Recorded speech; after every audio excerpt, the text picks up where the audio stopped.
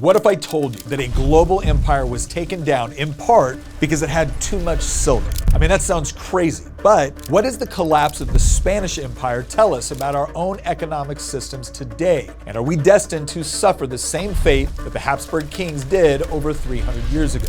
Now, at its height, the Spanish Empire was one of the largest in the world. It stretched across 5 continents with tens of millions of inhabitants. In fact, the impact of the Spanish Empire is still with us today, because with nearly 500 million native speakers, Spanish is the second most spoken first language in the world. And most of these Spanish speakers can be found in Central and South America, where the Spanish Empire reached its peak. And it also happens to be where the seeds of its downfall were sown. When the Spanish conquered the Americas, they found vast deposits of gold and silver in places like Mexico, Peru, and Bolivia. In fact, so much gold and silver that there was even a mountain in Bolivia which was described as being literally made of silver. And between the 15th and 18th century, Spanish mines in the Americas produced over 150,000 tons of it. And at its peak, over 80% of the entire world's silver supply was coming from Spanish colonies. This led to the Spanish pieces of 8 being recognized as the world's first international currency.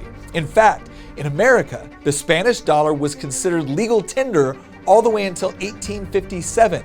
All of this silver surely made the Spanish Empire even more powerful than it was, right? Well, the Spanish certainly thought so, and they got busy using this massive influx of silver to mint coins and start funding the things that governments love to fund, namely extravagant building projects and wars of conquest. But interestingly enough, this windfall of precious metals actually helped lead to its downfall, and here's how. The high influx of silver into the Spanish treasury over the centuries triggered what's known by historians as the price revolution. And it was one of the most crippling periods of inflation up to that point in European history. Because before the colonization of the Americas, the amount of silver in circulation in Europe was pretty steady. Because, there weren't a bunch of new vast silver mines pouring tons of new silver into the marketplace. But as the decades ticked by, inflation began to run rampant. In the first half of the 16th century, prices doubled. The Spanish crown itself declared bankruptcy 9 separate times in about 100 years. And according to one recent study,